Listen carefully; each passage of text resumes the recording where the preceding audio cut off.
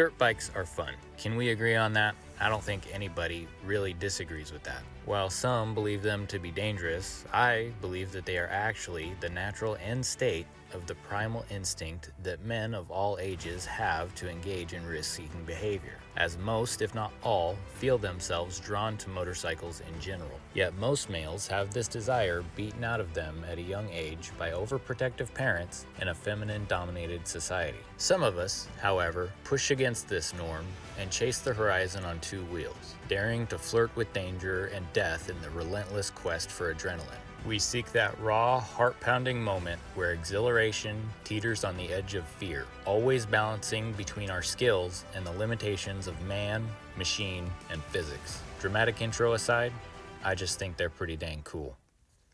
I am currently a little over 1 year into my venture of learning motocross, with the goal of racing eventually. In this video, I will document my first month and some backstory. I am an old man in this sport, according to many, but I think it's never too late and I am determined to get there. So let's just dive on in. I have had the privilege of being able to ride beginning at the age of 11, and while it was a lot of fun, it mostly consisted of trail riding and just putting around on public land on essentially mini bikes and trail bikes. I have recorded this video and re-recorded it, and it sucks.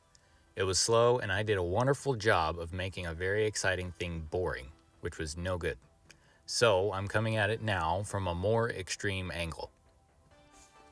My original recording made it seem as though a simple 125 was a plain and easily tameable beast, and I made the mistake of skipping over the fact that I made the transition to this bike from an old, clunky, air-cooled 4-stroke TTR 225 trail bike, which had very little thump and no real get up and go. That was my real starting point, and it was sluggish and heavy with a capital H, but it was great for putting up and down fairly technical trails. It was very easy to ride. Hard to tip over, honestly. It was almost impossible to kill. Except for that one time that the battery died on me after I crashed it over 3 miles from the truck in the mud that was so deep I couldn't push start it, and I had to push it back until I made it to a downhill section steep enough to overcome the drag of the sticky mud and build enough speed to bump start it. That day I swore to never buy another bike that didn't have a Kickstarter, because sometimes the worst happens.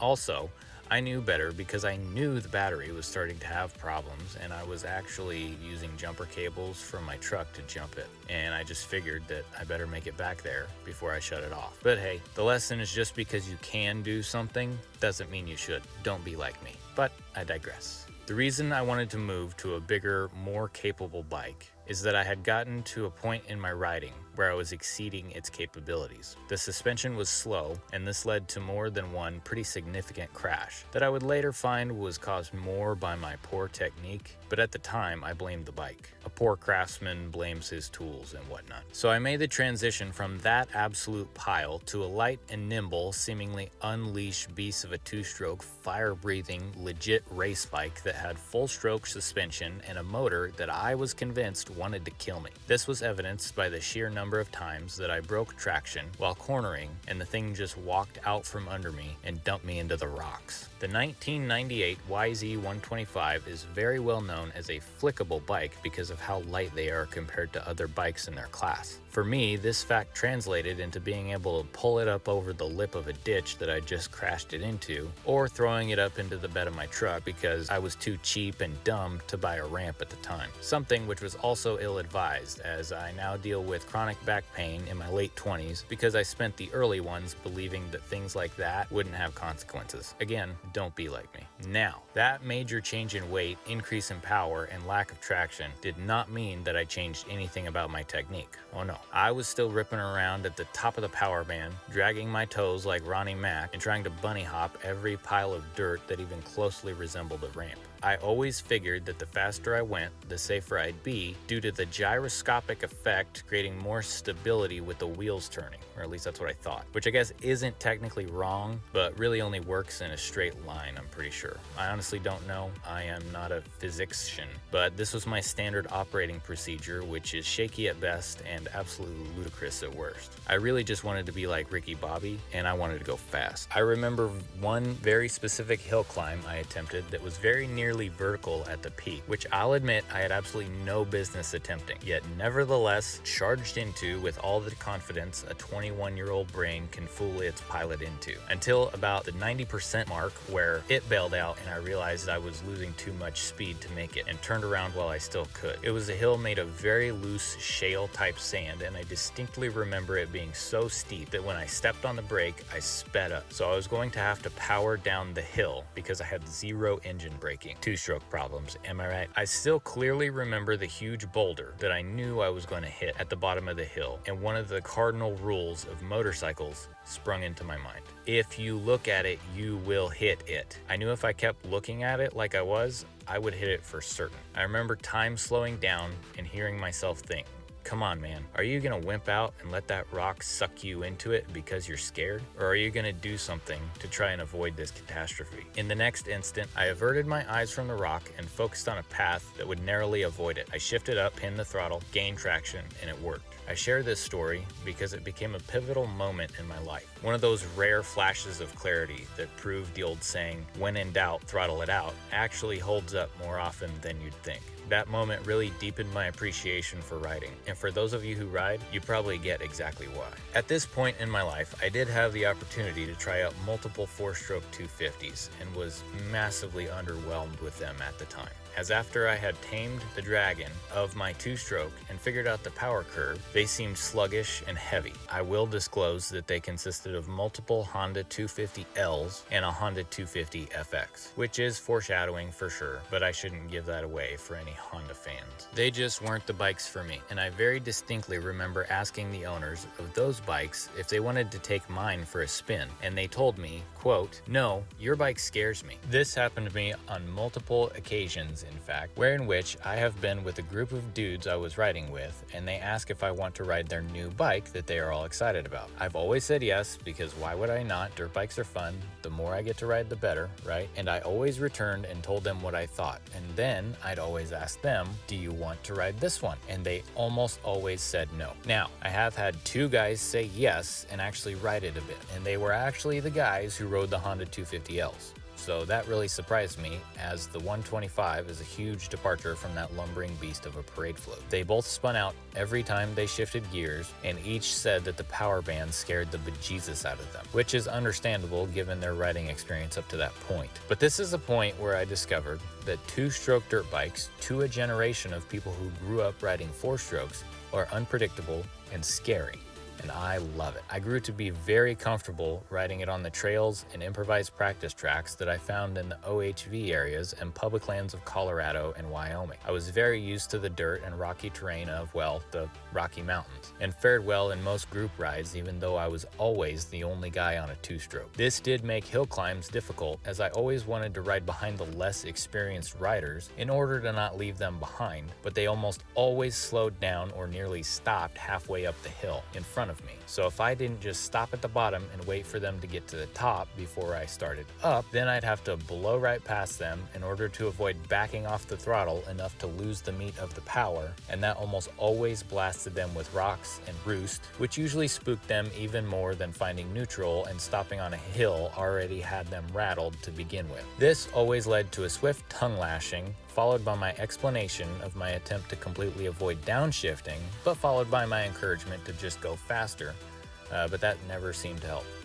Nevertheless, my approach worked for me, and that's what mattered at the time. My hot take is that big, low-geared, lumbering thumper bikes teach new riders bad habits about lugging up steep hills and shifting through too many gears, as it teaches them to stop and put their feet down rather than learn to balance on the bike and keep moving. In my opinion, simply committing and maintaining speed would prevent the inevitable stalls that lead to more hesitation. But once again, I digress. Everyone has their own path, and for us poor kids, two-strokes were definitely the way to go. Well, fast forward to now, I'm an old man with an old bike and I want to ride motocross, which I have not done before. All my previous riding was just free riding out in the open world, and I've never attempted the PvP zone of the moto track. Well, for a lot of reasons, my bike had sat dormant for about 5 years in the north, and I live in the south now, so I had to go get it out of the horse trailer and haul it back. I then had to rebuild the carb, replace the reeds, chase the mice out of the air box and change that filter, rip the dry rotted tires off and throw on a new set, which I'd never done before, and my poor children watched me do it and they learned some new words that day. Sorry babe.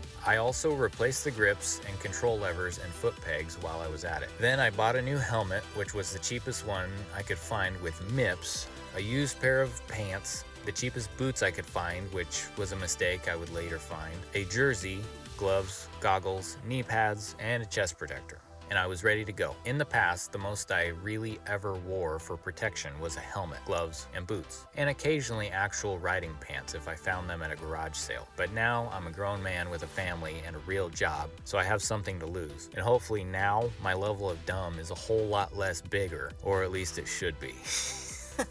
And since we now live in the age of information, I was able to watch a ton of YouTube videos about riding technique. I watched everything that I could find from anyone who was an instructor, from beginner techniques being taught to children and very green riders to advanced racing craft taught by professionals to up-and-coming speed demons who made riding fast look absolutely effortless. I took in every bit of information I could find and allowed it to permeate my smooth brain in an attempt to learn the lessons and drive them deep into my subconscious, so as not to create any wrinkles on it and therefore reduce the aerodynamic efficiency, because I am a precision instrument built for speed and aeromatics. I really wanted to drive the basic fundamentals home in order to free up processor speed before I moved to the big boy track, where getting run over or straight up landed on was currently my primary concern. The day was finally here. I got everything loaded up after fixing up the bike and took it to the track. I then immediately chickened out and rode on the trails and turn track meant for kids and beginners, as the main and vet tracks looked terrifying with the big jumps and people riding faster than I'd ever seen anyone go up close. I found out later that it's pretty common for newbies to do that. I felt like a real coward at the time, but I knew I just had to buckle down and learn the fundamentals and reacquire the bike skill that I had allowed to atrophy in my time away from the hobby. It was a lot of fun, and after that trip, I felt a lot more comfortable at the track in general, and it would only get better from there. After this trip out, I did decide to change the sprocket size up front and put a longer chain on the back to lengthen the wheelbase as much as possible to make it feel more stable and unload the rear as much as possible at higher speeds. I took it out to some trails nearby to test the new setup and tried doing some wheelies in the parking lot, which were hilarious to watch back, but they were awful. It was a blast, and riding trails again was a lot of fun, but one thing really stood out.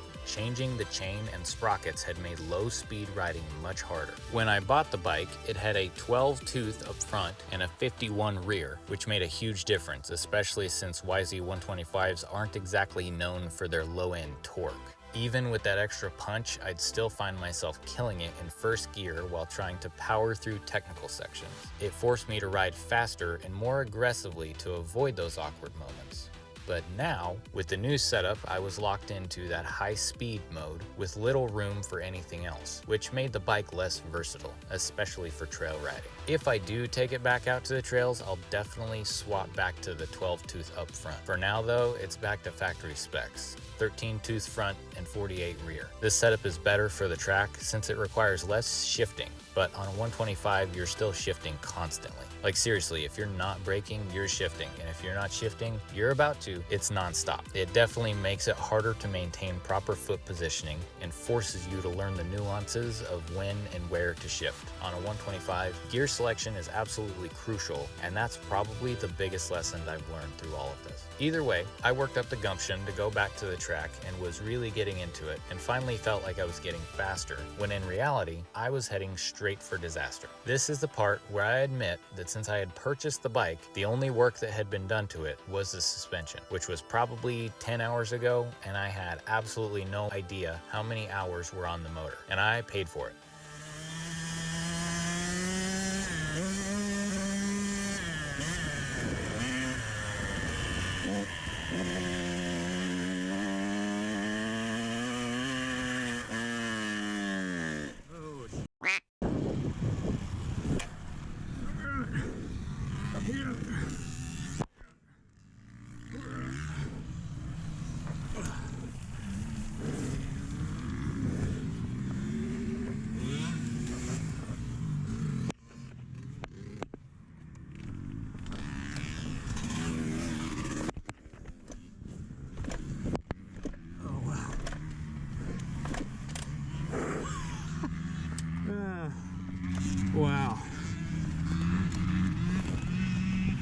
That was funny. It made quite a noise there, didn't it?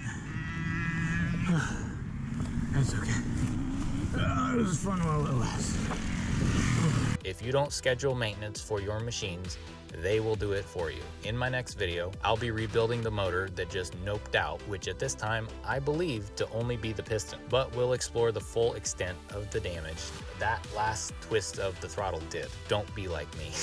I did the walk of shame, pushing the paperweight back to my truck, but I actually wasn't even upset. I knew this would happen eventually and figured it would run even better after a rebuild. Sometimes stuff breaks, and that's actually okay. Something that has always irked me is people who never take their toys out and play with them. And at every point in this venture, I really have learned something. So to actually be serious for just a second, if you're curious about riding, but worried at all, don't be. It absolutely can be done safely. There are so many resources available in order to learn if you are willing. If you're like me and the idea of going to the track sounds daunting, well, there is good reason for that. But as long as you respect it and respect everyone else there, pay attention to what is going on around you and ask questions if you're not sure, then everything will be fine and you'll get comfortable in no time. Dirt bike people really love talking about dirt bikes, and everyone is generally in a good mood. And from my experience, very understanding of beginners. So get out there and do something that scares you. As cliche as that sounds, it really will help. So, is that the end of this story? No, it's not the end.